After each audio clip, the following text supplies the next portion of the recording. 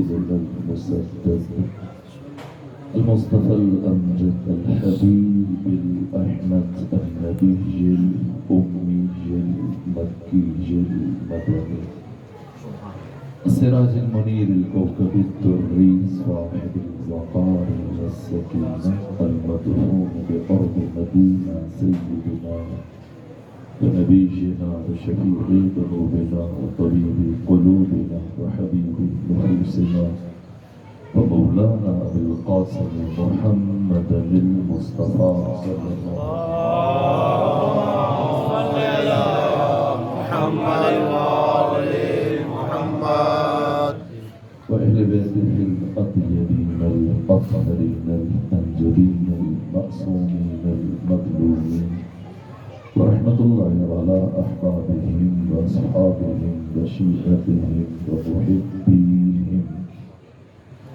ومواليهم أجمعين ولعنة الله على أعدائهم ومنكري فضائلهم وغاسلي حقوقهم من جمع عداوتهم إلى الآن ومن الآن إلى قيام يوم الدين وبعد يوم الدين أما بعد فقد قال الحق سبحانه في القرآن بسم الله الرحمن الرحيم والعصر إن الإنسان لفي خسر إلا الذين آمنوا وعملوا الصالحات وتواصوا بالحق وتواصوا بالصبر صلوات الجهاد اللهم صل على محمد وآل محمد خدا سبحان کی بارگاہ میں سپاسگزار ہیں آپ مومنین کی اور عالم بزرگوار کی زیارت کا شرف حاصل ہوا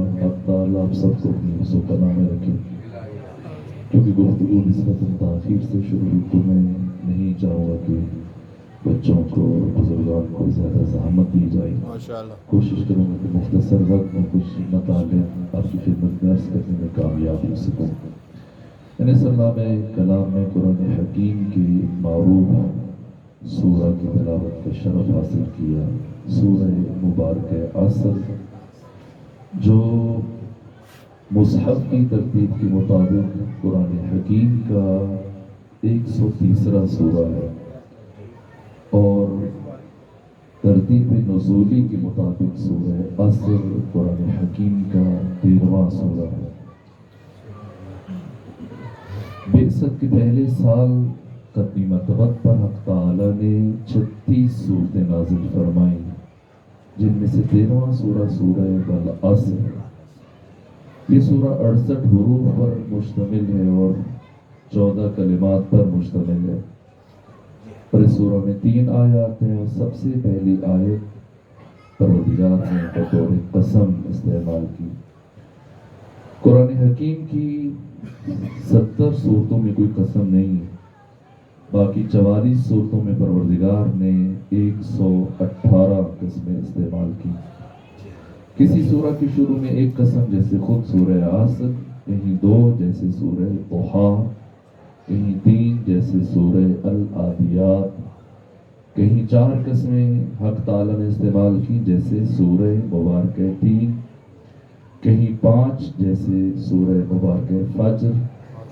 سورہ مبارک فجر کے بعد پروردگار نے صرف ایک مقام پر اس سے زیادہ قسمیں استعمال کی وہ سورہ مبارک شمس ہے کہ جس میں حق تعالیٰ نے بالاستیعاب مسلسل بغیر وقفے کے 11 قسمیں استعمال کی یعنی کل 15 آیتیں اور 15 میں سے پہلی 7 آیات میں حق تعالیٰ نے 11 قسمیں استعمال کی فلسفہ قسم کیا ایک الگ علمی بات ہے جو علوم قرآن میں پڑھی جاتی ہے پڑھائی جاتی ہے اس سورہ کی عظمت کا اگر آپ جائزہ لینا چاہیں تو علامہ جلال الدین سیوطی جو 200 سے زیادہ کتابوں کی مصنف اور مؤلف جمع الجوامع جیسی شرافات کتاب لکھنے والے فقہ میں حدیث میں رجال میں سیرت میں تاریخ میں ہر علم پر ان کی کتابیں موجود ہیں علوم قرآن پر ان کی معروف کتاب الاتقان سنی اور شیعہ علماء کرام کی توجہات کا مرکز ہے اور ان کی تفسیر در المنصور جو روائی تفسیر ہے قرآن مجید کی جو انہوں نے روایات اور احادیث کے تناظر میں قرآن کی تفسیر کی، تو علامہ جلال الدین سیوطی نے اس سورہ کے ذیل میں یہ جملے تحریر کیے کہ اس سورہ کے نزول کے بعد بہت عرصے تک، کئی سالوں تک صحابہ کرام اور مسلمان جب ایک دوسرے سے ملتے تھے تو سورہ عصر کی تلاوت کرتے تھے، اور سننے والا بھی جواباً سورہ عصر کی تلاوت کرتا تھا، اور ملاقات کے بعد جب ایک دوسرے سے رخصت ہوتے تھے تب بھی سورہ عصر کی تلاوت کرتے تھے۔ دونوں جو ملاقات کرتا تھا، جس کے لیے ملاقات کے لیے آیا جاتا تھا۔ اس سے متعلق صادق آل محمد کی حدیث جسے ابو جعفر یعقوب کلینی نے خود اصول کافی بیان کیا کہ سارے کا سارا قرآن، حتیٰ صحف ابراہیم، صحف موسیٰ، تمام آسمانی صحیفے اور آسمانی کتابیں، تورات، انجیل، زبور، خود قرآن، یہ سورہ مبارکہ عصر اجمال ہے، اور سارا قرآن اس کی تفصیل ہے، اور یہ اسارہ ہے، سارے قرآن حکیم کا خلاصہ، یہ فہرست ہے، اور جو 4 مطالب اللہ نے سورہ میں بیان کیے، پھر باقی سارا قرآن انہی 4 مطالب کی تفسیر بیان کر رہا ہے۔ اسے استاد ایت اللہ جوادی عاملی نے بہت کھول کر بیان کی اپنی تفسیر تسنیم۔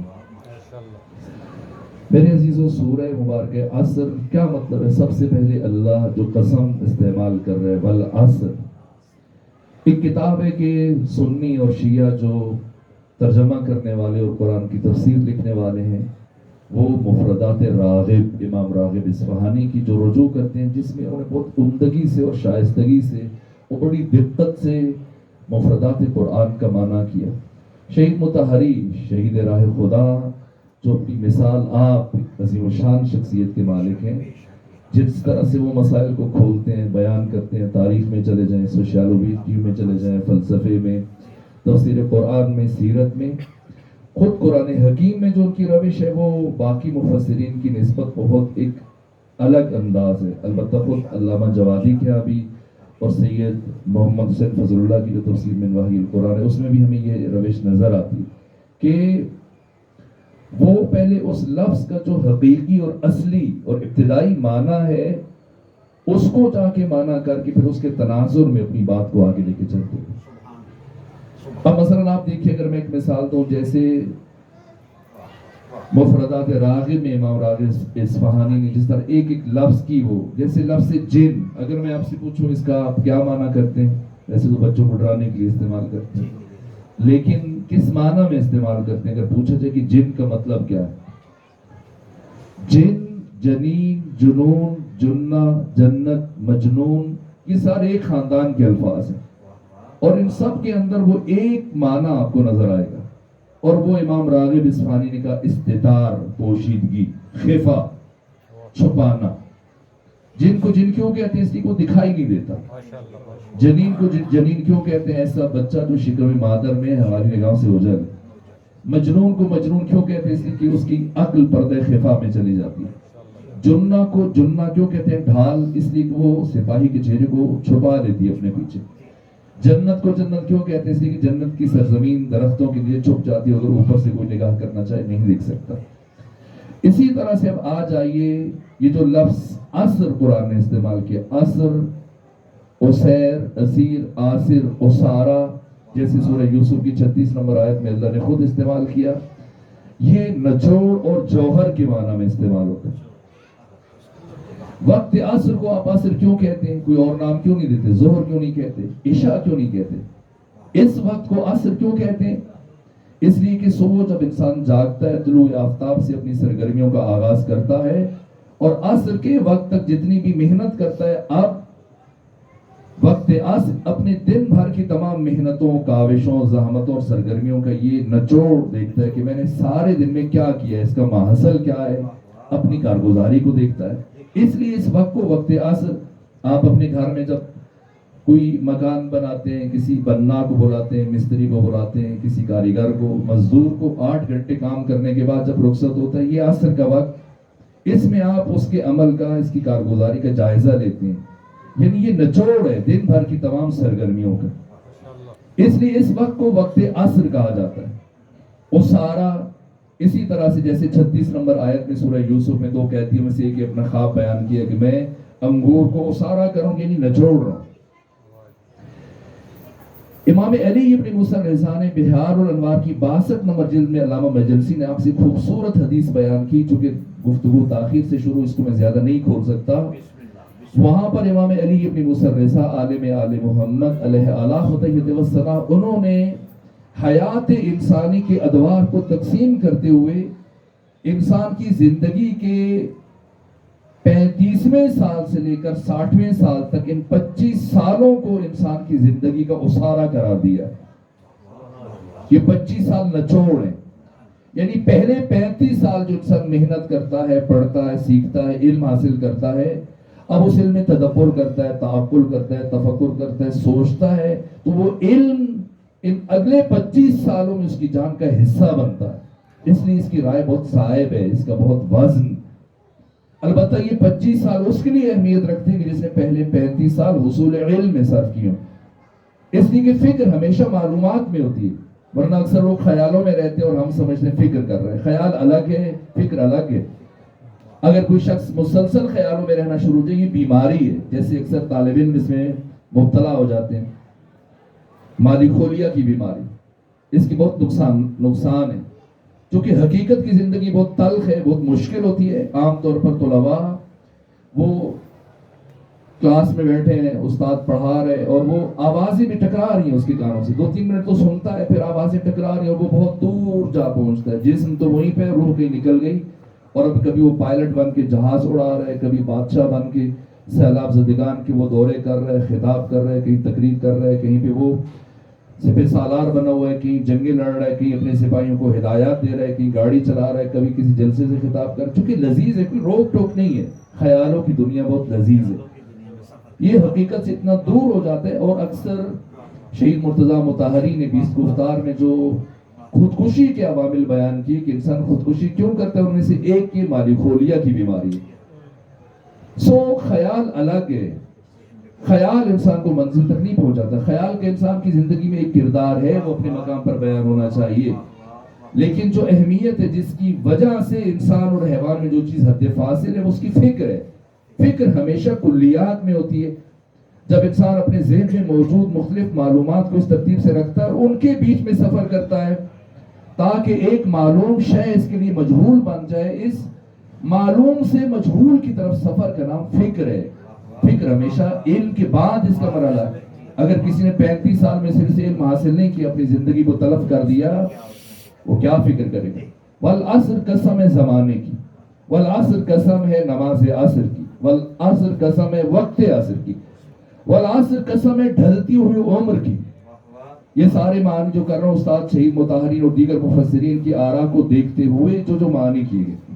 والعصر قسم ہے عہد بعثت مصطفیٰ کی، والعصر قسم ہے ذات محمد مصطفیٰ کی، والعصر قسم ہے عصر ظہور کی، والعصر قسم ہے امام زمانہ کی، والعصر قسم ہے عصر عاشور کی، والعصر قسم ہے حسین ابن علی کی، والعصر قسم ہے قرآن حکیم کی. اور ان تمام معانی میں اگر وقت ہوتا میں نے کسی مقام پر وہ ہم آہنگی بالتفصیل بیان کی تھی. لیکن والعصر قسم ہے زمانے کی، قسم ہے ڈھلتی ہوئی عمر کی. اس کے بعد جو پروردگار انسان سے خطاب فرما رہا ہے، ان الانسان لفی خسر. بس میں زیادہ زحمت نہیں دوں گا، اب اختتامی مراحل کی طرف آپ کو لے کے بڑھوں گا. پورے طبقہ بشر کو حق تعالیٰ نے خطاب کیا اور فرمایا ان الانسان لفی خسر. یہاں نقصان کا لفظ استعمال نہیں کیا، اس لیے کہ ما سوی اللہ ہر فرد وہ ناقص ہے. چونکہ جو قائم بذات نہیں ہے وہ ناقص ہے. قائم بذات صرف ذات اقدس الہ ہے.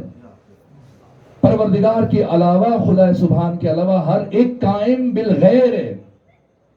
وہ اپنے وجود میں اللہ کا محتاج ہے. یہ خود ایک نقص ہے فلسفی اور عرفانی اعتبار سے. اس لیے پروردگار نے لفظ نقصان استعمال نہیں کیا، لفظ خسارہ استعمال کیا. ان الانسان لفی خسر. ہر انسان خسارے میں. خسارہ کہاں ہوتا ہے؟ خسارہ ہمیشہ تجارت میں ہوتا ہے. یعنی پروردگار بشر کو متوجہ کر رہا ہے کہ میں نے تمہیں تجارت کے لیے بھیجا اس دنیا میں. تو تجارت کے لیے راس المال چاہیے، جو ہم عربی میں کہتے ہیں، یا فارسی میں جو کہتے ہیں وہ سرمایہ. اور اردو میں اصل پونجی. تو یہ سرمایہ کیا ہے تجارت کے لیے؟ سرمایہ انسان کی یہ عمر ہے، یہ متاع حیات، یہ زندگی، یہ لمحے، یہ ساعتیں، یہ گھڑیاں، یہ وقت، یہ شب و روز، یہ ماہ و سال، یہ ہفتے، جیسے جیسے وقت گزر رہا ہے. یہ سرمایہ ہے جسے انسان دنیا کے بازار میں یہ متاع گران بہا، یہ سرمایہ فروخت کر کے انسان کیا خریدے گا اور کیا خریدنا چاہیے، اور یہ سرمایہ کسے بیچنا چاہیے، اور کون اہل ہے کہ وہ اس سرمایہ حیات کو انسان سے خرید کر سکے؟ وہ ذات خدا ہے جس نے اللہ سے ہٹ کر کسی اور کو یہ متاع گران بہا بیچی، فروخت کی، وہ خسارے میں، نقصان میں. یہ اللہ ہے کہ جو کم ترین شے بھی آپ سے خریدے گا، معمولی ترین عمل کو خریدے گا، اور وعدہ کر رہے فَمَن يَعْمَلْ مِثْقَالَ ذَرَّةٍ خَيْرًا يَرَهُ، جو ذرہ برابر عمل کر کے آئے گا اور 700 گنا اس کا اجر عطا کرے گا.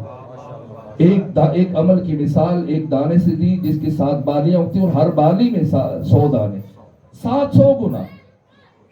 ایسا خریدار ذات اقدس الہ کے علاوہ اور کوئی نہیں ملے گا. ہے کہ انسان اپنی زندگی کو، اس سرمایہ عمر کو، چوکوں میں، چوراہوں میں، گلیوں میں گھوم پھر کر، واٹس ایپ پر، فیس بک پہ اور ایسے ذرائع میں تلف کر دیں.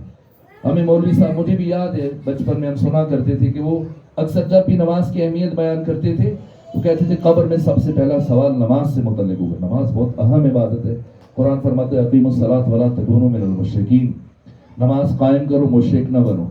لیکن قبر میں سب سے پہلا سوال انسان سے نماز سے متعلق نہیں ہوگا. یہ خود قرآن بیان کر رہا ہے. نماز سے متعلق تب سوال ہوگا جب اعمال کی نوبت آئے گی. قرآن فرما رہا ہے سب سے پہلے جو انسان سے سوال کیا جائے گا اس کی عمر سے متعلق، متاع حیات سے متعلق، اس کی زندگی سے متعلق، ایک ایک لمحے سے متعلق پوچھا جائے کہ تم نے اسے کہاں گزارا ہے. چونکہ یہاں کے لمحے وہاں کی نہ ختم ہونے والی صدیاں ہیں. انسان اپنی تقدیر کا فیصلہ خود کرتا ہے. اور یہ ایک باطل سوچ ہے. انسان سمجھتا ہے کہ انسان اچانک سے مر جاتا ہے. جیسے گاہے کوئی ہمارے عزیزوں میں دوستوں مر جاتا ہو، جیسی کوئی میسج آتا ہے، اطلاع ملتی ہے، تو کیا اچانک مر گیا، جوان تھا، 30 سال 35 سال، کیا عمر ہے، 40 سال، ہاں اچانک موت ہے. ہاں اچانک نہیں مرا، اسے مرتے مرتے 40 سال لگ گئے. علی ابن ابی طالب علیہ آلاف و طیب وسلام نہج البلاغہ 74 نمبر کلمات قصار میں سے 74 نمبر جملہ ہے جس میں مولا متقیان فرماتے ہیں کہ انسان کا ہر نفس، ہر سانس موت کی بھیانک وادی کی طرف ایک قدم ہے. تو ایک سانس ہم نے لے لیا، اب ہمارا اختیار ختم ہو گیا. انسان کی موت دفعتاً نہیں ہے، اچانک نہیں آتی ہے. انسان تدریجاً مرتا ہے. اور خدا کرے کہ مر رہا ہو. اکثر انسان خودکشی کرتے ہیں. خودکشی یہ نہیں کہ انسان گولی مار لے، خود کو زہر کھا لے، گاڑی کے نیچے آ جائے. نہ، جو اپنا وقت تلف کر رہا ہے یہ در حقیقت خودکشی کر رہا ہے. ایک خودکشی ہوتی ہے جو اچانک ہوتی ہے، یہ خودکشی جو ہم تدریجاً کر رہے ہیں، جو اپنے لمحات کو برباد کر رہے ہیں، ضائع کر رہے ہیں، جن کا ہمارے پاس کوئی جواب نہیں ہوگا. ایک عارف کے بقول فوت الوقت اشد من فوت الروح، وقت کا برباد ہونا انسان کے مر جانے سے زیادہ نقصان اور ضرر ہے. کیوں؟ لأن فوت الوقت انقطاع للخالق. جب وقت ضائع ہو رہا تھا تو انسان کا رابطہ اپنے اللہ سے کٹ جاتا ہے. وفوت الوقت انقطاع للمخلوق، وفوت الروح انقطاع للمخلوق. اور جب انسان کی روح جسم سے الگ ہوتی ہے تو اس کا مخلوق سے رابطہ کٹتا ہے. اللہ سے رابطہ کٹنا یہ سخت ہے، یہ اہم ہے میرے عزیزوں. ان الانسان لفی خسر. صاحب تفسیر کبیر امام فخر الدین رازی نے بہت خوبصورت بات کی. آواز پہنچ رہی ہے آپ تک؟ اگر بات پہنچ رہی، ایک صلوات بھیجیے خاندان فاطمہ. اللہم صلی علی محمد وآل محمد. وہ فرماتے ہیں کہ میں نے ایک دفعہ اس آیت کی تفسیر بازار میں ایک بوڑھے شخص کو دیکھا جو برف فروخت کر رہا تھا، بیچ رہا تھا اور رو رہا تھا. ظاہر ہے کہ اس نے اس برف کو بیچ کر اپنے بچوں کے لیے روزی روٹی کا اہتمام کرنا تھا، اور اس موسم میں خنکی تھی اور اس کی برف کوئی خرید نہیں رہا تھا. اور وقت گزرنے کے باعث اس کی برف پگھلتی جا رہی تھی، اور اس کے وہ جملے کا میں زندگی بھر نہیں بھول سکا. اور جب میں نے اس کے یہ جملے سنے تو مجھے قرآن کی اس آیت کی تفسیر سمجھ میں آ گئی کہ ان الانسان لفی خسر. کیا کہہ رہا تھا وہ بوڑھا برف فروش؟ رو رہا تھا اور لوگوں سے بار بار التجا کر رہا تھا کہ ارحموا من یذوب راس مالہ، اس پر رحم کرو جس کا راس المال اور سرمایہ تلف ہو رہا ہے. در حقیقت ہر انسان رکا ہوا نہیں ہے، ٹھہرا ہوا نہیں ہے، مسلسل ہر لمحے انسان کی موت واقع ہو رہی ہے۔ ہر نفس عمر گزشتہ فانی، بدایونی کا شعر ہے نا، ہر نفس عمر گزشتہ کی ہے میت فانی، زندگی نام ہے مر مر کے جیے جانے کا۔ یہ لمحے، یہ ساعتیں، یہ غنیمت، جو جوان ہے بالخصوص، جو بوڑھے ہیں، مجھے وہ شعر یاد نہیں آتا، قمر جلالی، استاد قمر جلالی کا شعر ہے، وہ کہتے ہیں کہ اے قمر، ہاں، پیری سے تیری، پیری سے میری، پیری سے خم نہیں ہے میری کمر میں، اے قمر جھک جھک کے ڈھونڈتا ہوں جوانی کدھر گئی۔ واقعی ان لمحات کا نہیں پتہ چلتا۔ غنیمت الا الذین آمنوا، صرف وہ افراد خسارے میں نہیں ہیں جو ایمان لائے، وعملوا الصالحات وتواصوا بالحق وتواصوا بالصبر۔ میں اس کے متعلق مفہومی بحث بھی کر سکتا ہوں جو قرآن فرما رہا ہے، اور اس سے متعلق علماء نے بہت لکھا ہے، والعصر کی تفاصیر بہت علماء نے اس کے واقعہ حق ادا کیا۔ میں وہ چیزیں اگر بیان کرنا چاہوں اس کے لیے طویل وقت بھی چاہیے، لیکن اب میں چونکہ گفتگو کو اختتام کی طرف لے کے جانا چاہتا ہوں۔ میرے عزیزوں، میں نے جب اس کائنات کے جو مختلف طبقات کی زندگیوں کو جتنا ایک معمولی طالب علم ہونے کی حیثیت سے مطالعے کا موقع ملا، وہ کردار کہ جنہوں نے زندگی کی سب سے بھاری قیمت وصول کی ہے، جنہوں نے اپنا لہو، اپنی جان، اپنا نفس اور اپنے خون کو سب سے بھاری قیمت پر فروخت کیا۔ امیر المومنین فرماتے ہیں نہج البلاغہ میں، اے انسان، تمہارے نفس کی قیمت کم از کم جنت ہے، اس سے کم پہ خود کو نہ بیچنا، اور جنت کم از کم قیمت ہے۔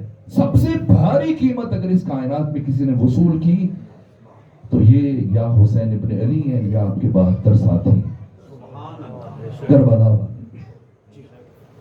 انہوں نے اپنی جانیں بیچ کر حق تعالیٰ سے کیا لیا واقعہ۔ میں چاہوں گا کہ میں مختصر طور پر جتنا وقت بچا ہے، چونکہ یہ دن، سفر کے دن، ہم چہلم سے قریب ہو گئے، چہلم ان 72 کا چہلم، حسین ابن علی کا چہلم، کیا عجیب کردار ہے۔ میں جب ان شخصیات کی زندگیوں کو پڑھتا ہوں تو مجھے لگتا ہے کہ سورہ مبارکہ عصر کا بارز ترین مصداق اور اتم ترین مصداق یہ کربلا والے، یہ 72 ہے۔ ایک ایک کردار انسان اٹھا کے دیکھتا ہے، اور یہ جو جوش ملی آبادی کا شعر ہے کہ سر فرشتوں کے یہاں آج بھی خم ہوتے ہیں، ایسے انسان رسولوں میں بھی کم ہوتے ہیں۔ بخدا مبالغہ نہیں، بخدا مبالغہ نہیں۔ انبیاء سے متعلق عالم دین تشریف فرمائے، آپ دیکھیں اولی العزم نبی جناب ابراہیم کیا کہہ رہے ہیں اپنے بیٹے سے، وہ بیٹا کیا کہہ رہا ہے؟ کہا کہ انی ارا فی المنام، میں نے رات نیند میں دیکھا، انی اذبحک، میں آپ کو ذبح کر رہا ہوں۔ فانظر ماذا تری، بتاؤ آپ کیا کہتے ہو، آپ کی کیا رائے؟ قال یا ابت افعل ما تؤمر، آپ کو جو حکم دیا کہ کر دیجیے، ستجدونی من الصابرین، آپ مجھے صابرین میں سے پائیں گے۔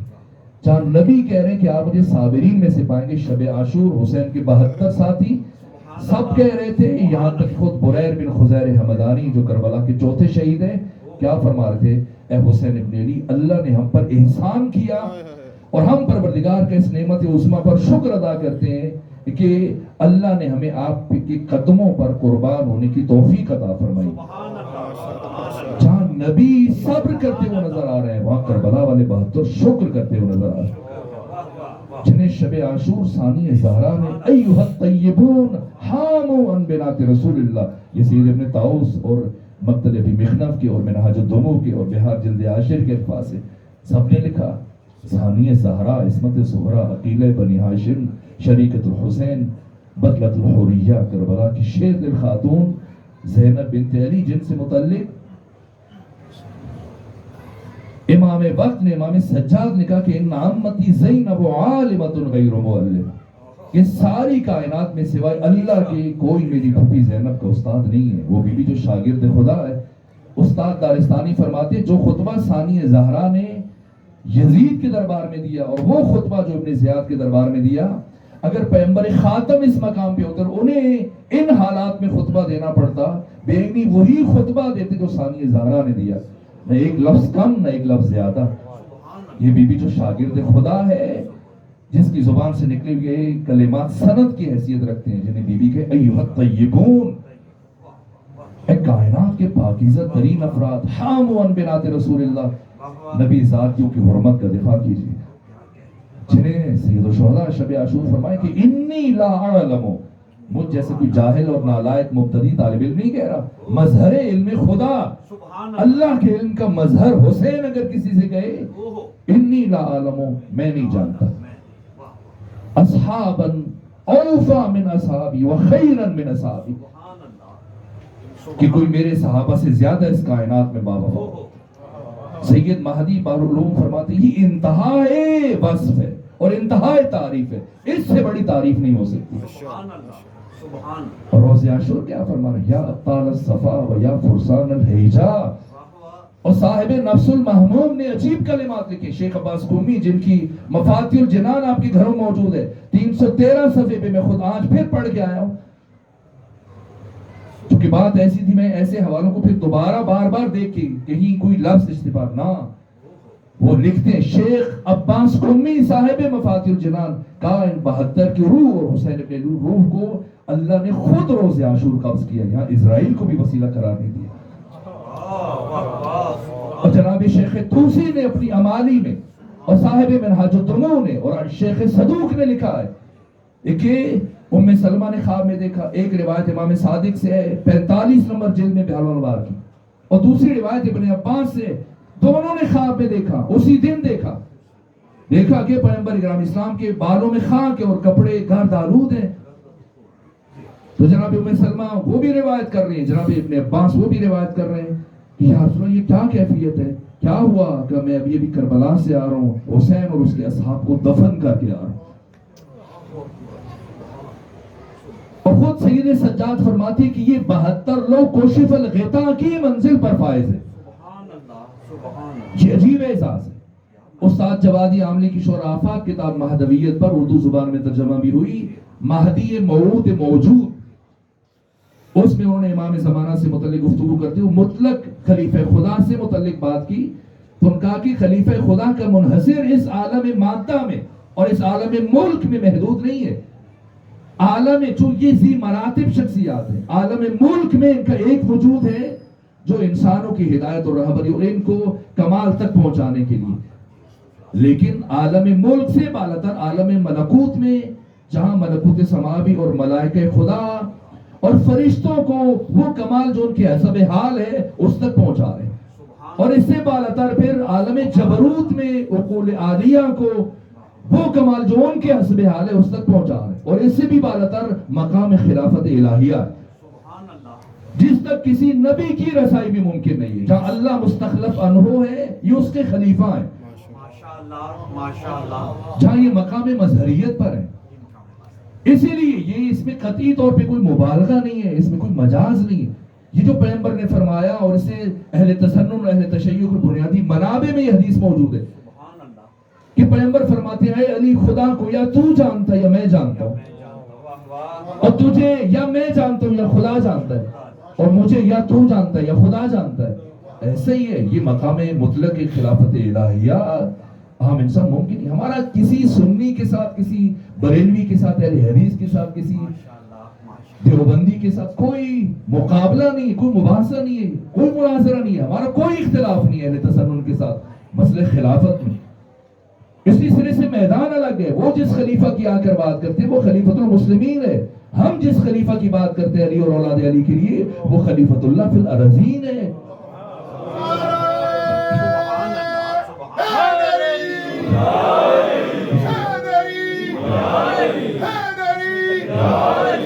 مسلمانوں کا خلیفہ کوئی بھی ہو سکتا ہے جسے 4 مسلمان جمع ہو کے بنا دیں، اللہ کا خلیفہ صرف وہ ہو سکتا ہے جسے اللہ خود منتخب کرتا ہے۔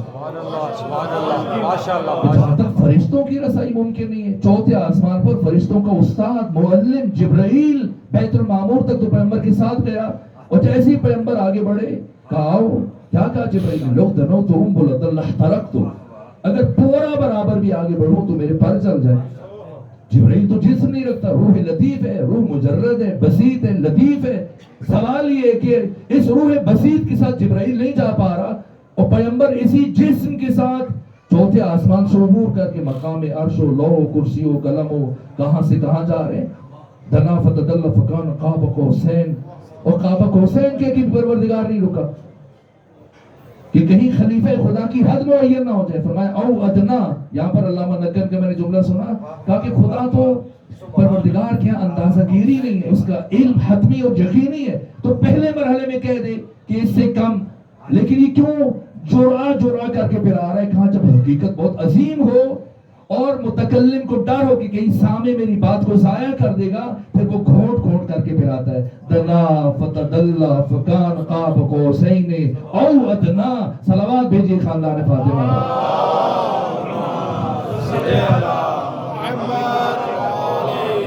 یہ 72 لوگ کوشف الغطا کی منزل پہ فائز ہیں، جو علی فرماتے ہیں کہ اگر خالق اور مخلوق کے درمیان حجابات کو ہٹا دیا جائے مزدد تو یقینا، میری یقین میں ذرہ برابر اضافہ نہیں ہوگا. شب عاشور اس بات اور اس وعید کے بعد یہ 72 کے 72 مقام میں لوگ کوشف الغطا کی منزل پر فائز ہو. ان سب کو روح حسین کی کما حق حقیقی معرفت حاصل ہو. اس لیے روز عاشور واقعاً کمال ہے، کمال ہے. اس کا ذکر کرو. سب سے پہلے جناب میدان کربلا میں نماز صبح کے بعد جیسی روشنی پھوٹی تو فوج یزید نے اجتماعی حملہ کیا، تیر اندازی کی. یہاں ہزاروں کی تعداد میں تیر چھوڑے، لیکن اس سے کوئی جانی نقصان نہیں ہوا. چونکہ فاصلہ زیادہ تھا، انہوں نے بس اعلان جنگ کے طور پر اپنی نمائش کرتے ہوئے اسلحے کی تیر چلائے، رہا کیے. فضا میں اڑ کر گر رہے تھے. دوسرا امام حسین کے ساتھ انہوں نے وہ ڈھالوں کے ذریعے سے ایسے روکا کہ وہ کوئی تیر کوئی جانی نقصان نہ ہو. اس کے بعد پھر طبل جنگ بچ گیا. اور یہاں پر عمر سعد نے کہا کہ جب پہلا گواہ رہنا، پہلا تیر میں نے چلا اور جنگ کا آغاز ہو چکا. ادھر سب سے پہلے امام حسین کے لشکر میں سے عبداللہ بن عمیر کلبی یہ میدان جنگ کی طرف تشریف لے کر گئے، اور دوسری طرف سے زیاد اور ابن زیاد بن سمیہ اور ابن زیاد بن مرجانہ. عجیب ہے واقعہ. میں سوچتا ہوں کہ علی دشمنی بھی کیا عجیب بیماری ہے. باپ بھی ماں کے نام سے پکارا جا رہا ہے اور بیٹا بھی ماں کے نام سے پکارا جا رہا ہے. زیاد بن سمیہ باپ کا نام معلوم نہیں ہے، اور بیٹا ابن زیاد عبید اللہ ابن زیاد بن ابن مرجانہ. اس کی ماں کا نام مرجانہ ہے، اس کی ماں کا نام. جب علی دشمنی ہو جہاں وہاں پہ باپوں کا پتہ نہیں چلتا ہے. اس لیے میں نے پڑھا اور اہل سنت کے منابع میں پڑھی ہے یہ بات. کنز العمال میں علامہ متقی ہندی نے 33 نمبر جلد میں یہ بات بیان کی. کہا کہ جنگ خیبر کی فتح کے بعد اکثر پیغمبر صحابہ کرام سے فرمایا کرتے تھے کہ اپنے چھوٹے چھوٹے بچوں کو اٹھا کے لے جایا کرو ایسے چوراہے پر، دوراہے پر، سیراہے پر جہاں سامنے سے علی گزر رہے ہیں. اور جب علی قریب آئے تو اپنے بچے سے اشارہ کر کے پوچھا کرو اتحب ھذا الفتى، کیا تمہیں اس جوان سے محبت ہے؟ اگر بچہ اس بات میں سارے ہلائے کہاں ہے تو گھر جا کے اللہ کا شکریہ ادا کرو، اور اگر کہیں نہیں ہے تو گھر جا کر اس کی ماں کو طلاق دو تاکہ تمہاری بعد والی نسل سالم رہ سکے، تمہاری نسل تمہاری کہلا سکے. سب سے پہلے زیاد کا غلام یسار اور ابن زیاد کا غلام سالم، یہ دونوں بہت قوی الجثہ و قد آور بہت پرہیبت افراد تھے. اس لیے سب کو پہلے کو آگے کیا گیا، بھیجا گیا. جیسے یہ آئے تو انہوں نے کہا کہ ہمارے ہم پلہ یا حبیب ابن مظاہر ہیں یا بریر بن خدیر حمدانی ہیں یا مسلم ابن اوسجہ ہیں. تم کون ہو؟ کہ میں عبداللہ بن عمیر کلبی ہوں. وہ کہا تو ہمارے پائے گئے نہیں ہے. کہا حقیقت یہ کہ تم جن مقدس ناموں کو اپنی زبان سے ادا کرے تم ان کے برابر کے نہیں ہو، اور سچ یہ کہ تم میرے برابر بھی نہیں ہو، لیکن میں مجبور ہو کر ان باشرف شخصیات کو زحمت نہیں دی اور میں تمہارے مقابلے میں آیا. اے بدکردار ماؤں کی اولاد ہو. عبداللہ بن عمیر کلبی یہ 8 محرم کو عاشور میں پہنچے. یہ نخیلہ کے مقام پر چاہے ساتھ پر یہ سبزیاں کاشت کرتے تھے، پھل کاشت کرتے تھے، اور نخیلہ میں جہاں پر عبید اللہ ابن زیاد نے دارالعمارہ کو چھوڑ کر یہاں ڈیرا ڈالا ہوا تھا، فوجیں جمع کر رہا تھا، اسلحے مہیا کر رہا تھا، اور مختلف چونکہ یہ چھاونی تھی اور مختلف اطراف سے راستے ملتے تھے، تو یہ اپنا کام چھوڑ کے کہ اتنی ہلچل مچی ہو، کیا ہوا؟ پوچھا بھی کیا ہو رہا ہے؟ کہ حسین ابن علی نے خروج کیا ہے خلیفہ وقت کے خلاف. تو وہاں پر ہم نے صلوات بھیجیے خاندان فاطمہ.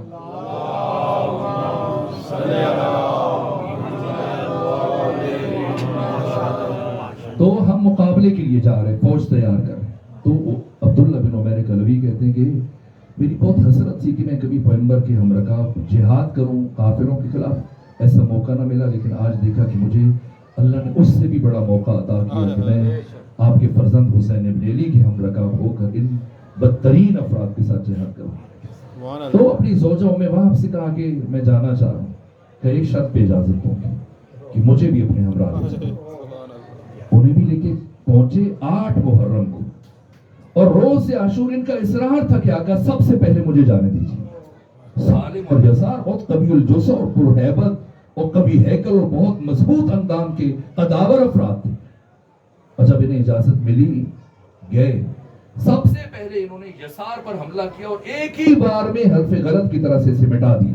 ماشاءاللہ. اور پھر یسار اس نے عقب سے آ کے حملہ کیا اور ان کے بائیں ہاتھ کی 4 انگلیاں کاٹی، اور یہ موڑے جب دیکھا تو 20 افراد اس کی پشت پر کھڑے تھے، لیکن ایسا حملہ کیا کہ اسے بھی قتل کیا، سالم اور یسار دونوں کو قتل کر کے. اب جب مبارزہ طلب کیا تو ایسی دھاک بیٹھی ان کی اور اس طرح سے رعب و دبدبہ طاری ہوا کہ اب دشمن کی طرف سے کوئی نکلنے کے لیے تیار نہیں ہوا.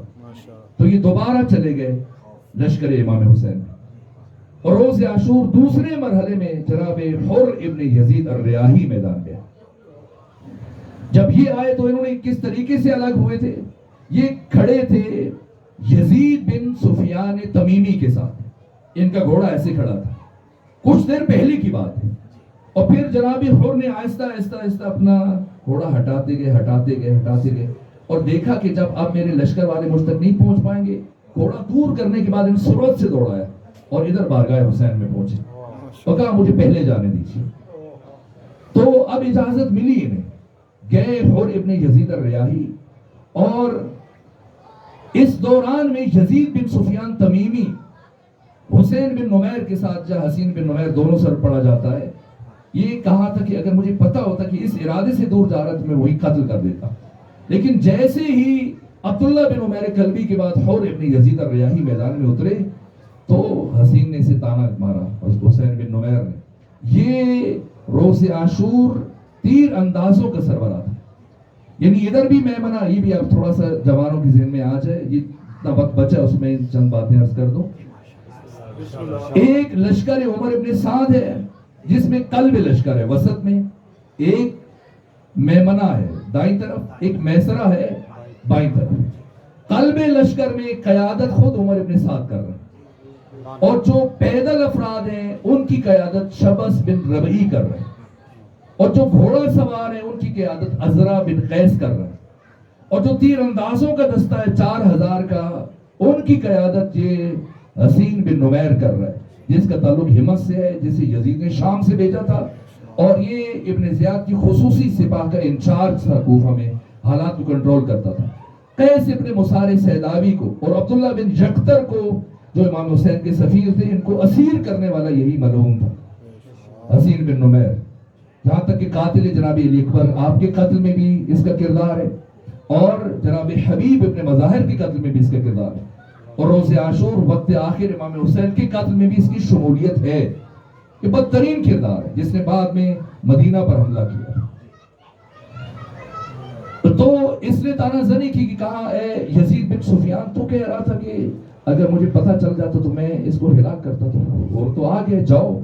میں نے جو مقتل میں پڑھا اور اٹھا کے ساری کتابوں کا الگ الگ دیکھ رہا تھا، اس نے کیا لکھا ان سے متعلق، سب نے یہی لکھا ہے کہ جیسے ہی یزید بن سفیان تمیمی حر ابن یزید الریاحی کے مقابلے میں گیا، دونوں طرف سے دوستوں نے اور دشمنوں نے آتے ہوئے دیکھا ہے، مرتے ہوئے کسی نے نہیں دیکھا.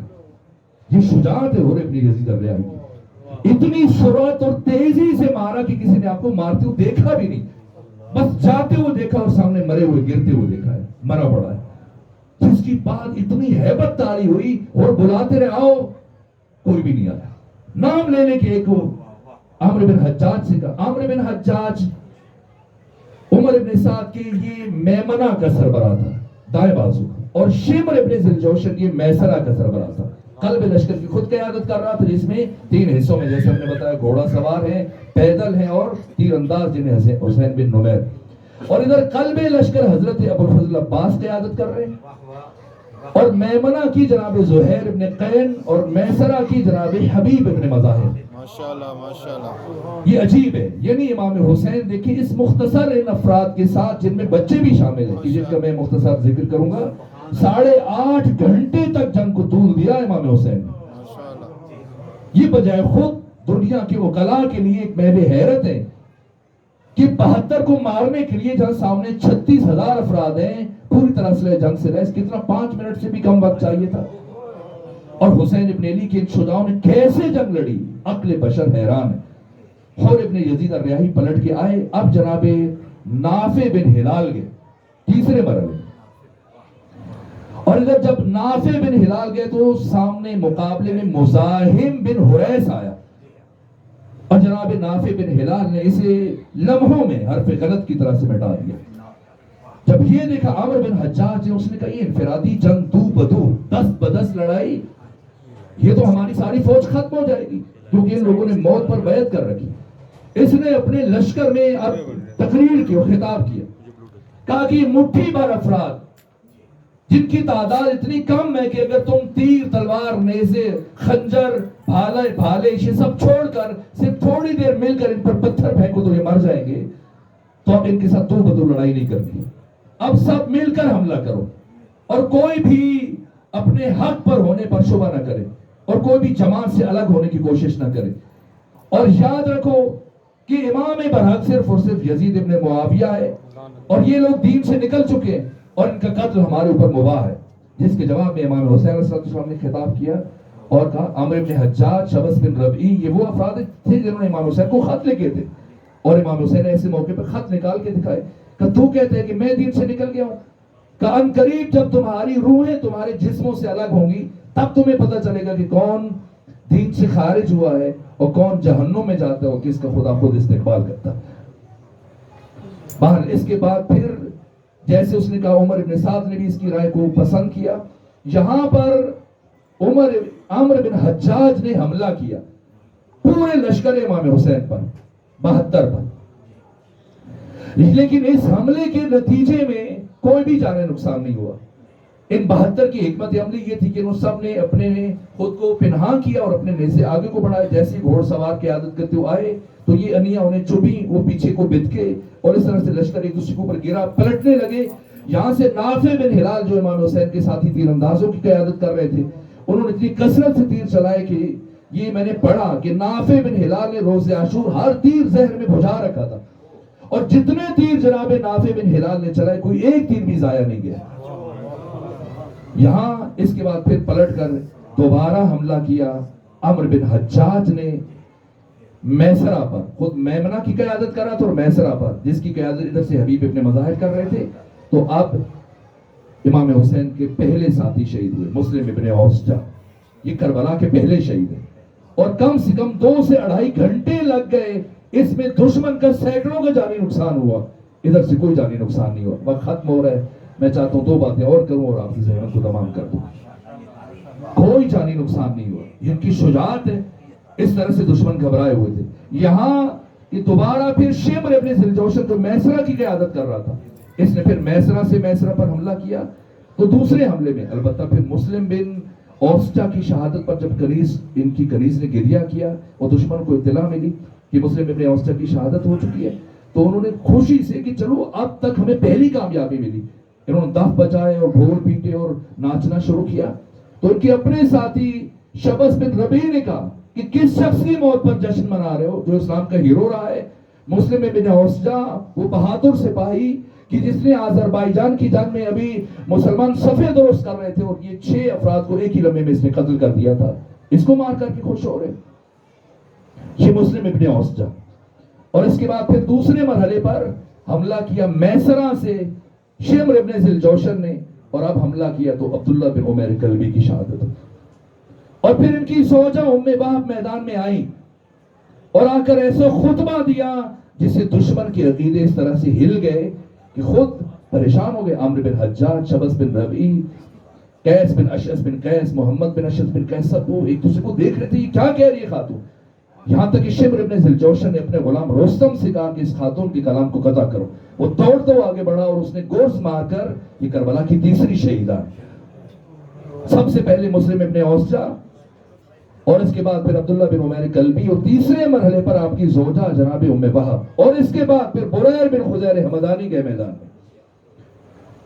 وہ شخصیت کی جو فقیہ تھے اور شیخ توسی نے بھی لکھا اور علماء رجال نے بھی لکھا, نجاشی سب نے لکھا. ان کی معروف کتاب تھی القضایا والاحکام جس میں انہوں نے سینکڑوں احادیث اور فتاوا مولا متقی امیر المومنین سے اور امام حسن مجتبی سے نقل کیے اور سید القراء کا لقب تھا. اور جب یہ گئے تو دشمن کہہ رہے تھے ان کو نہ ان سے کوئی مقابلے میں نہ جائے, کیونکہ کوفہ میں اکثریت نے ان سے قرآن پڑھا تھا یا ان کے شاگردوں سے قرآن پڑھا تھا جو سید القراء کا لقب رکھتے تھے. گئے تو یزید بن معقل اس نے چونکہ بہت بڑا وہ بھی بہادر مانا جاتا تھا اور ان کے بچپن کا ایک ساتھ گزرا تھا اور جوانی بھی ایک ساتھ گزری تھی اور ہمسائے تھے کوفہ میں. یزید بن معقل نے کہا کہ خدا نے تمہارے ساتھ اچھا نہیں کیا. بریر سے کہا تو جناب بریر نے جواب دیا کہ اللہ نے ہمارے ساتھ بہت اچھا سلوک کیا لیکن تو بہت بد نصیب واقع ہوا ہے. اسے کہا تو بہت بد نصیب واقع ہو. یزید سے کہا, یزید بن معقل سے نے کہا کہ میں نے آج تک تمہاری زبان سے جھوٹ نہیں سنا تھا. یزید بن معقل کے بریر بن خزیر حمدانی سے, لیکن آج پہلی مرتبہ تم جھوٹ بول رہے. یاد ہے جب میں اور تم کوفہ میں بنی لوزان کے کوچے سے گزر رہے تھے تو تم نے کیا کہا تھا؟ تم نے کہا تھا کہ معاویہ ضال اور مضل ہے, خود بھی گمراہ ہے دوسروں کو بھی گمراہ کرتا ہے اور امام برحق تو اس کائنات میں صرف علی ہے. کہا تھا نا. بریر بن خزیر نے کہا میں نے کہا تھا اور آج بھی اپنے اسی عقیدے پر قائم. میں کہا اس کا مطلب آج بھی تو غلط ہے. کہ اگر میں تمہاری نگاہ میں غلط ہوں تو چلو مباہلہ کرتے ہیں. پیغمبر کی کسی صحابی میں دم نہیں تھا کہ وہ مباہلے میں پیغمبر کے ساتھ جا سکتا, لیکن حسین کے 72 ساتھی اس درجہ رفیع پر فائز تھے کہ مباہلہ کر سکتے تھے. جیسے بریر بن خزیر حمدانی نے کیا مباہلہ کیا کہ اے یزید بن معقل اگر تو سمجھتا ہے کہ تو حق پہ ہے اور سچ بول رہا ہے اور میں جھوٹا ہوں تو ہاتھ اٹھاؤ, مباہلہ کرتے ہیں اور دونوں اللہ کی بارگاہ میں دعا کرتے ہیں کہ جو ہم دونوں میں سے جھوٹا ہے وہ سچے کی تلوار سے قتل ہو جائے. اس نے کہا ایسا ہی ہے. آگے بڑھے اور آگے بڑھتی اس نے جو وار کیا وہ جوان تھا, یعنی اس کی عمر کم تھی. وہ بریر بن خزیر حمدانی نسبتاً بوڑھے تھے, لیکن اس کے وار کو رد کر کے پھر ایسا وار کیا کہ اس کے خود کو جو لوہے کا خود تھا اسے کاٹتا ہوا, کھوپڑی کی ہڈیوں کو توڑتا ہوا اس کے جبڑے تک اتر کے آیا. اور ایسے آپ کی تلوار پھنس کے کھینچ رہے تھے کہ شمر ابن ذوالجوشن نے اپنے سپاہیوں کو اشارہ کیا کہ اجتماعی حملہ کرو. یہ چوتھے شہید ہیں کربلا کے, بریر بن خزیر حمدانی اجتماعی حملے میں شہید ہوئے. اس کے بعد منبع بن سہم 8 غلام شہید ہوئے روز عاشور. ان میں سب سے پہلے غلام امام سجاد کے غلام منبع بن سہم, ان کی شجاعت بھی بے نظیر ہے. اور اس کے بعد پھر 5 افراد ایک ساتھ شہید ہوئے جن کے آنے میں جناب قیس ابن مسار سیدابی کا کردار ہے. قیس ابن مسار سیدابی سفیر حسین. دیکھیں ہر شخص نے جو اپنا کردار ادا کیا, یعنی واقعاً جن شخصیتوں کو 6 سفیر جو چنے امام جناب سلیمان کا کردار دیکھ لیجئے جنہیں بصرہ بھیجا گیا, جناب عبداللہ بن جختر کو دیکھ لیجئے, مسلم بن عقیل کو دیکھ لیجئے, جناب قیس ابن مسار سیدابی. کہا کہ وہ خط تو جلدی سے نگل لیا. عبید اللہ ابن زیاد نے کہا وہ خط لکھا وہ نگل لیا. کہا کیا لکھا تھا؟ کہا میں نے نہیں پڑھا تھا, وہی امانت تھی میں نے ان کے سامنے کھول کے پڑھنا تھا. کہا اچھا ٹھیک ہے, کم سے کم سب کو یہ پتا ہے تم قاصد حسین ہو, سفیر حسین ہو, لوگوں کے سامنے کھڑے ہو کہ حسین سے اظہار برات کرو, معاف کر دوں گا. کہا پھر اگر تم مقصد حاصل کرنا چاہتے ہو تو پھر کہا کم لوگ ہیں زیادہ کو بلاؤ. دیکھیے ہر ایک نے کس طرح سے فرصت سے فائدہ اٹھایا ایک لمحے سے. اور جب ہزاروں کی تعداد میں لوگ اکٹھے ہوئے تو دارالامارہ کے جو اگلا وہ چھجا بنا ہوا تھا جیسے یہ آپ کے اوپر بنا ہوا ہے اونچائی پہ, وہ کھڑے ہوئے. وہ کھڑے ہو کر دیکھا بھائی میرے پاس 2 سے 3 لمحے ہیں, ان لمحوں میں کہا اہل کوفہ تم میں سے جس نے حسین کو خط لکھے تھے یاد رکھو کہ حسین ابن علی اس وقت مقام حاجر تک پہنچ چکے ہیں اور مقام عزیب الحیجانات کی طرف گامزن ہے. تم میں سے جس نے حسین سے متصل ہونا ہے پہنچ جائے. اگلے ہی لمحے ان کو گرایا گیا. 4 شخصیات ہیں جن کے جسم کی ایک ہڈی بھی سالم نہ بچی. ایک جناب امام حسین, دوسرے صاحب منہاج الدموع نے لکھا جناب قاسم, ایک مسلم ابن عقیل اور ایک قیس ابن مسار سیدابی.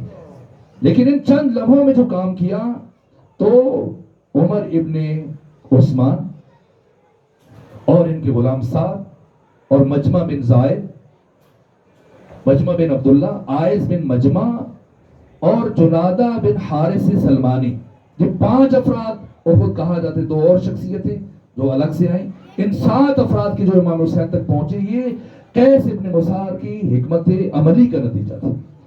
یہ 5 افراد جب دشمن، انہوں نے اکٹھے جہاد کیا، دشمن کے لشکر کے اندر تک چلے گئے، اور امام حسین نے جناب ابوالفضل عباس کو ان کی مدد کے لیے بھیجا، اور وہ آپ ان سب کو بچا کے لے کے آ رہے تھے۔ تو شمر ابن ذوالجوشن نے تانا زنی کی، کہا کہ اچھا تم ابوالفضل عباس کی پناہ میں جا کے چلے گئے موت کے خوف سے، اور آئے تو تھے کہ تم نے دعویٰ کیا تھا کہ ہم لڑیں گے آخر تک، تو کیوں نہیں؟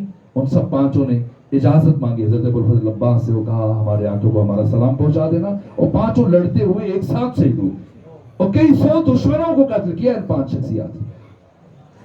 اور اس کے بعد پھر جندب بن حجیر کندی خولانی، یہ کربلا کے 11ویں شہید ہیں، اور پھر یزید بن زیاد ابو شاسا، یہ کربلا کے 12ویں شہید۔ اور پھر اجتماعی طور پر، اب البتہ میں ایک بات عرض کروں، جو میں نے ان 72 کی زندگیوں کو پڑھا، ان میں سے کوئی ایک بھی دو بدو لڑائی میں نہیں مارا گیا، ان کی شجاعت ہے، ماشاءاللہ اجتماعی طور پر مارا گیا۔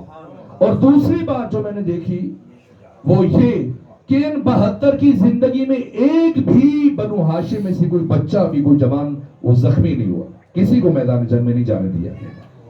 ان کی وفاداری ہے خاندان اہل بیت سے۔ اس کے بعد اجتماعی حملہ ہوا، میمنہ، میسرہ، قلب لشکر، جو تیروں کی انچارج تھا، جو پیادہ یا گھوڑ سواروں کا، جن میں لکھا گیا کہ 35 سے 36 افراد، بعضوں نے 50 لکھے، لیکن تقریباً 35-36 افراد اس حملے میں اجتماعی طور پر شہید ہوئے۔ جتنے گھوڑے تھے اصحاب امام حسین کے پاس، سب کے سب ختم ہو گئے۔ اور دیکھیے دوسری طرف اگر سینکڑوں بھی مارے جاتے تھے اتنا فرق نہیں پڑتا تھا، اور ادھر اگر ایک بھی کم ہوتا تھا، جو کہ تھے ہی 72، تو واضح کمی محسوس ہوتی تھی۔ پہلے 12 شہید ہوئے، پھر 35 سے 36 شخصیات یہ، اور اس کے بعد پھر جناب حی بن بکر تمیمی یہ شہید ہوئے، اور اس کے بعد پھر جناب عامر، یہ 10 سالہ مجاہد تھے، جناب جنادہ کے بیٹے عامر بن جنادہ، ان کو امام حسین نے واپس بھیجا، بچے ہیں گھر چلے جائیں، آپ کی ماں ناراض ہوگی۔ ہم کی ماں نے تو بھیجا ہے، یہ کربلا کے یہ 72 میں یہ بھی شامل ہیں جن کی عمر 10 سال تھی، اور عجیب یہ تھا کہ ایسا جہاد کیا کہ دسیوں کو فنار کیا، ہر ایک دشمن پر لرزہ طاری تھا۔ اس کے بعد پھر اگلے مرحلے میں امام حسین نے جب نماز کے لیے کہا، جناب ابو ثمامہ ساعدی نے خواہش کی کہ وقت آخر جی چاہتے کہ آپ کی ابتدا میں نماز پڑھ لیں، تو جب پیغام بھیجا حسین بن نمیر نے اہانت کی، کہا حسین تمہاری نماز کون سی قبول ہو جائے گی کہ تم پڑھنا چاہتے ہو نماز؟ اس جسارت کے جواب میں جناب حبیب ابن مظاہر گئے اور حسین بن نمیر کو مبارزے کے لیے بلایا، اور جب لڑنا شروع ہوئے تو وہ پیچھے بھاگ کھڑا اور اس کے ساتھ ہی آگے بڑھے، سب نے مل کر جناب حبیب کو قتل کیا۔ اور اس کے بعد زہیر ابن قین اور حر ابن یزید الریاحی نے مل کر مسلسل حملے کیے، اور ایک دوسرے کا ساتھ دیتے دیتے دشمن کو ہانکتے ہوئے پیچھے لے جاتے تھے، یہاں تک کہ ایک مرحلے پر جناب حر زہیر سے اکیلے ہو گئے، اور یہاں پر جناب حر کو دشمنوں نے گھیر کر سارے آپ کے گرد اکٹھے ہوئے شہید کیا جناب حبیب کے بعد، یہ نماز ظہر سے پہلے ادھر جناب حر کی شہادت ہوئی۔ اس کے بعد پھر ابو ثمامہ ساعدی کی شہادت ہوئی، جنہوں نے خواہش کی تھی امام حسین سے کہ ہمیں اپنی ابتدا میں آخری نماز پڑھا دیجیے، وہ خود اس نماز میں شامل نہیں تھے۔ البتہ میں حیران ہوتا ہوں، سید الشہداء نے یہ دعا دی کہ حشرک اللہ من المصلین، اللہ تجھے نمازیوں میں مشہور کرے۔ اور اس کے بعد پھر سعید بن عبداللہ حنفی، ان کی شہادت ہوئی، اور نماز کے بعد پھر ایک اور کام ہوا جس میں اجتماعی طور پر کہا کہ شمر نے اعلان کیا کہ اب ہم لوگ اب خیموں کو آگ لگائی جائے اور امام حسین کے خیمے تک پہنچا جائے۔ اور امام حسین نے بھی رات میں خندق کھدوا دی تھی مختلف اطراف سے، اور پچھلی طرف پھر اصحاب کے خیمے تھے، اور ان کی تنابیں اس طرح ایک دوسرے سے جڑی ہوئی تھی کہ وہ دیوار بنی ہوئی تھی، خیمے ملے ہوئے تھے، کوئی عبور نہیں کر سکتا۔ یہ کام سونپا گیا جناب زہیر ابن قین کو، اور جو بھی حملہ آور ہوتا تھا اس کی تنابیں اندر سے کاٹنے کے لیے آپ کے ساتھی دروازے کے ساتھ اندر کھڑے ہوتے تھے، جیسے ہی اندر جاتا تھا اس کا سر کاٹ کے باہر پھینک دیتے تھے۔ اتنی وحشت طاری ہوئی، یہ بھی نہ کر سکے۔ بالآخر شمر نے کہا کہ دور سے آگ جلا کے پھینکو. امام حسین نے زہیر سے کہا باہر آ جائیں, انہیں خیمے جلانے دیں, خود نقصان اٹھائیں گے, اور اگر چاہتے ہیں کہ میرے خیمے کو جلا دیں تو پہلے آپ کی خیمے جلیں گے لیکن آگ کے نتیجے میں خود نہیں پہنچ پائیں گے. اور رات میں جو ایندھن اکٹھا کیا گیا تھا جھاڑیاں, وہ اتنی دیر تک آگ جلتی رہی کہ دشمن کو آگے بڑھنے کا موقع نہ ملا. ان کے بعد پھر 10 افراد کے ساتھ جناب زہیر نے حملہ کیا اور شمر کے لشکر کو دھکیلتے ہوئے پیچھے لے کے گئے. یہ آپ کی شجاعت ہے, یہ معمولی باتیں نہیں ہیں. قرآن مجید واضح لفظوں میں, یہ قرآن کی آیت ہے کہ ایک کا مقابلہ ایک سے, ایک کا مقابلہ دو سے, ایک کا مقابلہ 3 سے, 4 سے, 5 سے, آخری تعداد جو قرآن نے بیان کی وہ 10 ہے. کہ جب دشمن کے 10 سپاہی ہوں پھر تم سے جہاد ساکت ہو جائے گا. چونکہ انسان کی ہیتِ قدرت اس کے توان میں 10 افراد سے زیادہ لڑنے کی صلاحیت نہیں پائی جاتی.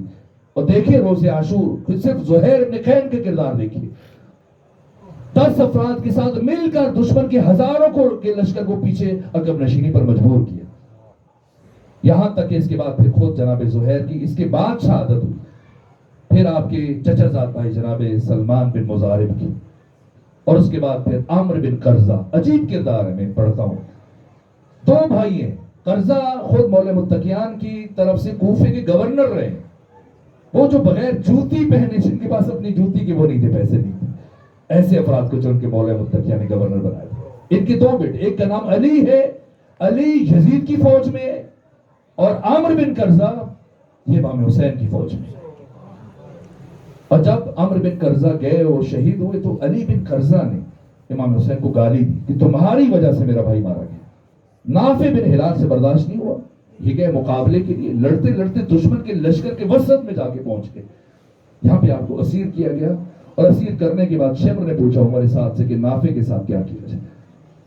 نے کہا تمہاری مرضی. وہ بہت بے دردی سے اسارت کے بعد ان کو شہید کیا گیا, نافع بن ہلال کو. اس کے بعد پھر چند اور شہادتیں ہیں میرے عزیزوں.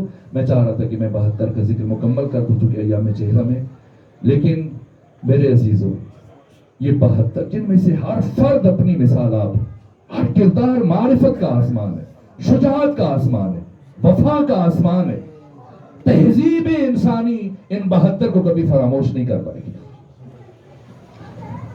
یہ 72 ایک ایک کردار واقعاً لازم ہے. ہم اپنے بچوں کو, اپنی نسلوں کو پڑھائیں, بتائیں, سکھائیں, کربلا کو اسی طرح سے منتقل کریں. لیکن یہ سپاہ حسین کی ہے, ایک سپاہ شریعت الحسین کی ہے. اب خود طے کیجیے گا کس کا جہاد زیادہ مشکل تھا. اس لیے کہ حسین کے سپاہیوں کی پیاس عاشورہ کو ختم ہو گئی, اور زینب بنت علی کی فوج کب تک پیاسی.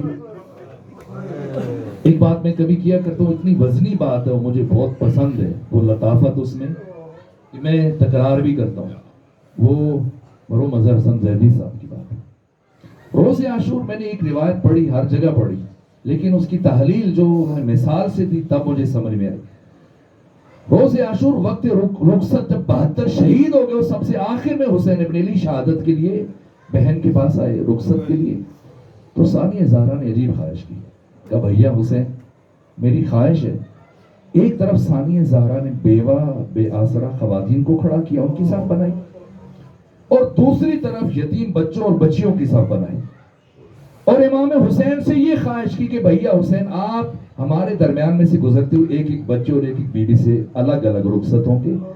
ہم سب کی خواہش ہے کہ ہم آپ کو اس طرح سے ودا کریں.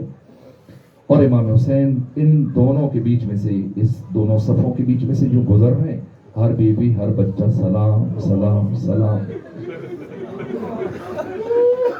مرحوم اظہر حسن زیدی کہتے ہیں کہ ثانیہ زہرا نے یہ کام کیوں کیا.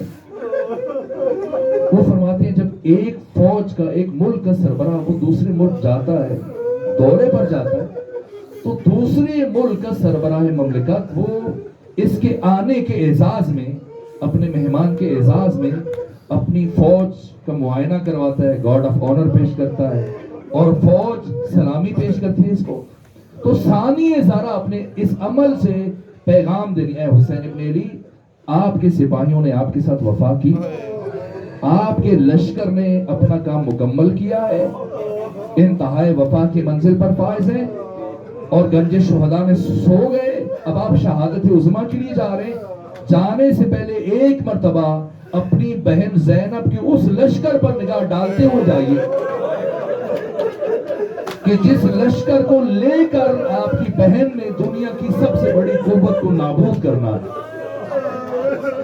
اور حسین ابن علی ایک ایک بیوی سے، ایک ایک بچے سے الگ ہو رہے ہیں، فرما رہے ہیں یا زینب و یا ام کلثوم و یا سکینۃ و یا غبار و یا جاریۃ امی فضہ علیکم من السلام۔ ایک ایک بیوی سے، بچے سے سب سے سلام کر رہے ہیں، اور سب سے رخصت ہونے کے بعد آئے، اپنے ذوالجناح پر سوار ہوئے، اینٹ لگائی، لیکن آپ کی سواری اپنے مقام پر رکی ہے۔ سید ابن طاؤس کے جملے ہیں، فرمایا اے میرے فرس سے باوفا، یہ میری آخری خدمت ہے، اس کے بعد میں تجھے زحمت نہیں دوں گا، لیکن سواری اپنے مقام پر رکی۔ فرمایا جب سب نے میرا ساتھ چھوڑ دیا، کیا تو بھی میرا ساتھ چھوڑ دے گا؟ اب گھوڑے نے اپنا سر پچھلی ٹانگوں کی طرف موڑا، حسین ابن علی نے پلٹ کر دیکھا، عجیب قیامت کا منظر تھا۔ حسین کی ننھی بیٹی سکینہ گھوڑے کی سموں سے لپٹی ہوئی ہے، فرما رہی ہے اے ذوالجناح میرے بابا کو دشمنوں کے مجمع میں نہ لے جا۔ میرے عزیزوں، میں نے مختصر طور پر ان 72 کا تعارف پیش کرنے کی کوشش کی، لیکن سکینہ سلام اللہ علیہا جن کا روز شہادت ہے، آج کچھ پڑھنے کی بھی زیادہ ضرورت نہیں، لیکن کیا تعلق ہے؟ مقتل نگاروں میں یہ گفتگو ہوئی کہ روز عاشور میدان کربلا میں سب سے زیادہ مصائب کس پر آئے، تو انہوں نے یہ جملے لکھے کہ کربلا میں جو پہلے شہید ہوا اس کی مصیبت کم ہے، اور جو بعد میں شہید ہوا اس کی مصیبت زیادہ ہے۔ کیوں؟ اس لیے کہ کربلا میں مرنے سے زیادہ مشکل کام جینا تھا، جو جتنی دیر جیا اس نے اتنے زیادہ مسائل برداشت کیے، اور جو سب سے آخر میں شہید ہوا اس کی مصیبت پچھلے سارے شہیدوں سے زیادہ ہے۔ اور پھر یہ جملہ لکھا گیا کہ سارے شہیدوں کی مصیبت ایک طرف اور ایک قیدی کی مصیبت ایک طرف، اور پھر سارے قیدیوں کی مصیبت ایک طرف اور حسین کی چھوٹی بیٹی سکینہ کی مصیبت۔ آج آپ جناب سکینہ کا ماتم کرنے کے لیے چاہتا تھا بہت تفصیل سے مسائل پڑھوں، میرے عزیز بھائی مجھ سے بہت پہلے پڑھ رہے تھے، دو جملے اور عرض کروں۔ امام حسین اپنے ذوالجناح سے نیچے تشریف لائے اور بچی کو گود میں لیا اور پیار کرنا شروع کیا، کبھی ہاتھوں کے بوسے لیتے ہیں، کبھی گلے کے بوسے لیتے ہیں، کبھی کانوں کے بوسے، کبھی رخسار کے بوسے لے رہے، اور کافی دیر گزرنے کے بعد فرمایا میری بیٹی سکینہ آپ مجھے میدان جنگ کی طرف جانے کی اجازت دے دیں۔ کہ بابا نہیں جانے دوں گا، صبح سے جو بھی گیا واپس نہیں آیا، اب میں آپ کو نہیں جانے دوں گا۔ وہ کہا بیٹا جانے دو، شاید آپ کے لیے پانی لانے میں کامیاب ہو جاؤں۔ فرمایا مجھے پانی نہیں چاہیے، چچا عباس بھی یہی کہہ کے گئے تھے، بابا میں آپ کو نہیں جانے دوں۔ جب امام حسین علیہ السلام نے دیکھا کہ کسی طور جناب سکینہ ان سے الگ ہونے کے لیے تیار نہیں ہے، اور حسین جیسے حساس امام کبھی بھی سکینہ جیسی بیٹی کو خود سے زبردستی الگ نہیں کر سکتے، اس لیے اب حسین ابن علی نے اپنی تربیت کا اثر آزمایا اور دنیا کو تعارف کروایا، پہچانو میری سکینہ کون ہے۔ ایک مرتبہ جب دیکھا کہ سکینہ الگ ہونے کے لیے تیار نہیں، سوال کیا بیٹی سکینہ کیا آپ کو پتا ہے کہ آپ کی ولادت کیوں ہوئی تھی؟ کہ نہیں بابا آپ بتائیے۔ کہ سنو سکینہ، میں نے اپنی نماز شب کی دعاؤں میں، میں نے نماز تہجد کی دعاؤں میں آپ کو رو رو کر اپنے اللہ سے اس دن کے لیے مانگا تھا، پروردگار تو مجھے ایک ایسی بیٹی عطا فرما جسے میں بہت زیادہ چاہوں، جسے میں بہت زیادہ پیار کروں، جس کے بغیر یہ گھر مجھے اچھا نہ لگے، لیکن اے پروردگار اگر کبھی تیرے دین پر مشکل وقت آ جائے وہ میری جدائی برداشت کرے، تازیانے لگے صبر کرے، تماچے لگے صبر کرے، دامن کو آگ لگے صبر کرے، اس کے بندے نوچے جائیں صبر کرے۔ حسین ابھی یہ باتیں کہہ رہے تھے، سکینہ گود چھوڑ کی کھڑی ہو گئی، بابا چاہیے۔ یہ جناب سکینہ کی معرفت ہے۔ ابھی تو اپنے بابا کو الگ کر دیا، لیکن تھوڑی دیر کے بعد کیا ہوا؟ وہ اتنے مشکل مراحل ہیں کہ میں بیان نہیں کر سکتا. بس ایک روایت میں عرض کروں، اس بی بی کے لیے ہر لمحہ الگ مصیبت تھی، ہر لمحہ الگ مصیبت تھی. کیا؟ بس آخری جملہ پڑھ رہا ہوں میرے عزیزو. 11 محرم کو ایک مرتبہ جب شمر ابن ذی الجوشن شبت سے ربیع اور عمرو بن حجاج آگے بڑھے بیویوں کو سوار کرانے کے لیے، ثانی زارہ نے انگشت سبابہ کا اشارہ کیا کہ خبردار پیچھے ہٹ جاؤ، ہم رسول زادیہ ہیں، کوئی ہمارے قریب نہ آئے، میں خود سوار کروں گی. کہا علی کی بیٹی تیرے ہاتھ بندھے ہوئے ہیں؟ کہ میں نہیں بندھے ہوئے ہاتھوں سے سوار کروں گی. ثانی زہرا نے بندھے ہوئے ہاتھوں سے ایک ایک بیوی کو سوار کیا، ایک ایک بچے کو سوار کیا، حد ہے سید سجاد کو سوار کیا، اور سب سے آخر میں کسے سوار کیا؟ بس آخری جملہ پڑھ رہا ہوں. کسے سوار کیا؟ جناب سکینہ بنت الحسین کو سوار کیا. اور سوار کرانے کے بعد اب ارادہ کیا کہ خود اس بی بی کے ساتھ بیٹھے، سوار ہو جائے. شمر ابن ذی الجوشن جو بہت غصے سے کافی دیر سے انتظار کر رہا تھا، اس نے کہا اے علی کی بیٹی، میں اس بچی کے ساتھ کسی اور کو سوار نہیں ہونے دوں. ثانی زہرا نے فرمایا یہ بچی کبھی محمل پر اکیلے نہیں بیٹھی ہے، یہ بغیر محمل کے اکیلے کیسے سفر کرے گی؟ سنیں گے شمر نے ایک مرتبہ کیا کہا کہ علی کی بیٹی پریشان نہ ہو، ایسا انتظام کروں گا کہ آپ کی بچی نہیں گرے گی. اس شقی نے کیا کیا؟ رسی کا ایک ٹکڑا اٹھایا،